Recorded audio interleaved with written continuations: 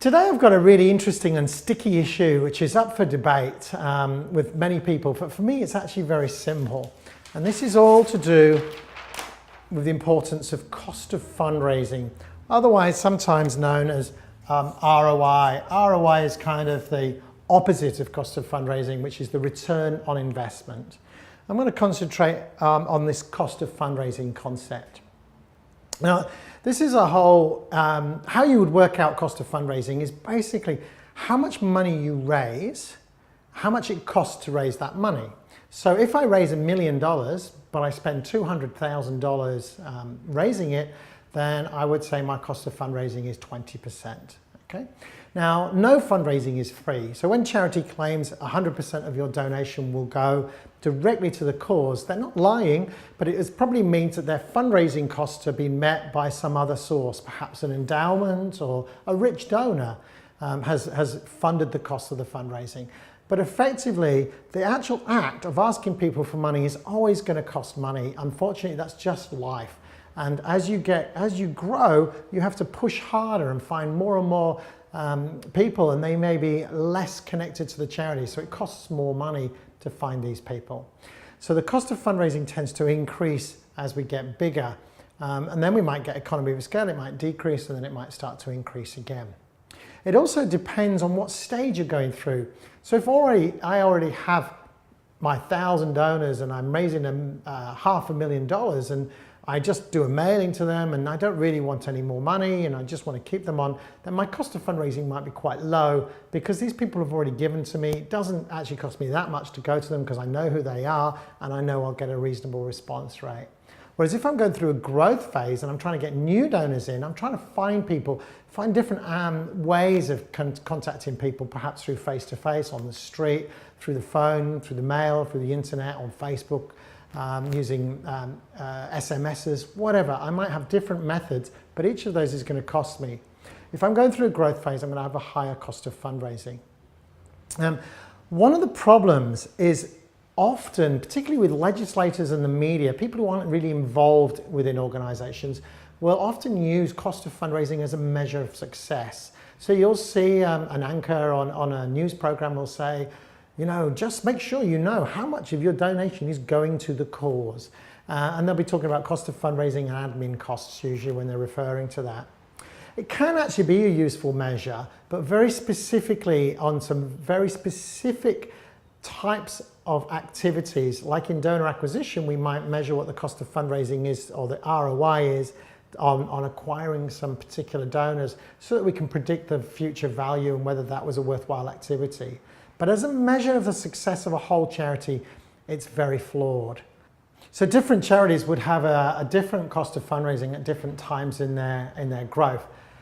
What I'd like you to do is just think about your organization. You're obviously interested in fundraising because you're looking at this video, but what I want you to do is think about a charity that you support and how you support them. What do you think when you're thinking of helping that charity? What is an acceptable cost of fundraising for you? Would you be happy if they were spending 20% of your donation on fundraising? So you give them $100, they spend $20 on fundraising and $80 on actually helping the kids or the environment or whatever it is that they do. What would be the limit where you're not happy with that? 30% or 40%? That's going to be sort of what we find is when we ask people, generally speaking in the public, it's going to be in that region, 20, 30%. Most people are quite reasonable about it. They expect that there's going to be some cost, but they wouldn't be so comfortable if the costs were 80 or 90%. The reality though, we're just going to do a bit of reality check here. It's going to vary by the type of charity and how they behave and whether they've got a big endowment. So charities that say 100% of your donation is going to go on our cause, they're not going to be lying, but really all fundraising costs money, but perhaps the fundraising costs are being covered from an endowment or from a major donor or some other source of income. So the costs will still be there. They're just sort of not quite visible when they're talking about their cost of fundraising. So I've got an example of a charity which really illustrates the importance of cost of fundraising and why you shouldn't be too worried about a relatively high cost of fundraising. So I've got a charity. In 2003, they were raising about $500,000 at a cost of around $100,000. So their cost of fundraising was about 20%. Their ROI, you would say, was 5.0. Okay, so that's their ROI. And of course, ROI and cost of fundraising are a direct relationship. Anyway, in 2013, they'd done lots of activity and they were raising about 8 million at a cost of about 3 million. So a huge increase in costs, but a huge increase in income. Now, however you look at this, back then they had $400,000 worth of good. In other words, you know, there was this money that was the net of fundraising that they could spend. $400,000 of good. Now they've got $5 million worth of good, and that's every year. Even though the cost of fundraising here has gone, you know, it's a lot worse. It's, for argument's sake, it's about 40%, so it's much worse now. So their ROI has gone down to about 2.5. The cost of fundraising is 40%. So really, if you looked at that, some people would measure this and say this charity is better than this charity because more of your money goes on the cause. And that's technically true. But at the end of the day, this charity is doing a lot more good. And they're having to spend more money because they've got more donors, and generally it gets more and more expensive as you go beyond your immediate tribe. You have to ask people who aren't necessarily that close to the organization. So you've got to find more people to bring them in, and that costs money. So that's why the cost goes up in this sort of scenario as you're going through this growth. Now, what's really interesting about this charity though, whilst 40% is probably on the acceptable level, they went through this huge growth to get through here to here. And back in about 2007 or 8, they might have been making about $2 million in gross income, but a cost of perhaps $1.5 million. So really their cost of fundraising was very high at about 75%, and their ROI was about, what's that, 1.25 or something. So they've got quite a relatively low ROI and quite a high cost of fundraising.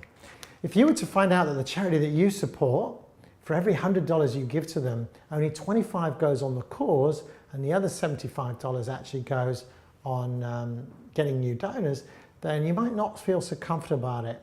So this is always going to depend. But what's really interesting is, whilst people say they're not comfortable about this cost of fundraising issue, and they will often say it's a very important part of when they make a decision to give to a charity, it's very important about how they decide. But in reality, that's not the case. When we actually look down to it, we find out that they say that this is really important, but when we ask them, for example, and I'm going to ask you now, of your favorite charity that you picked before, assuming it's not one we work for, what's their cost of fundraising? When I ask this question on really large groups, I might have 500 people in a hall, and I'll ask them that question, and maybe 1 or 2 people at most would even know what the cost of fundraising of their favorite charity is. Even though all the people there thought it was an important part of their choice and they believed that, when I actually test it, I find out that that's not the case. That doesn't mean that we should go around lying and not reminding people. We should put these things up on our website. My point is that most people won't know, and they'll never find out, and they don't really bother to find out.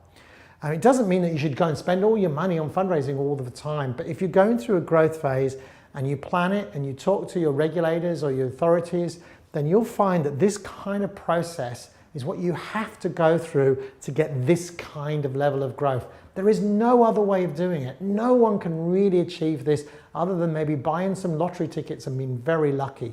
The real way to have strategic growth is going to cost you a lot of money to go from A to B, however you look at it.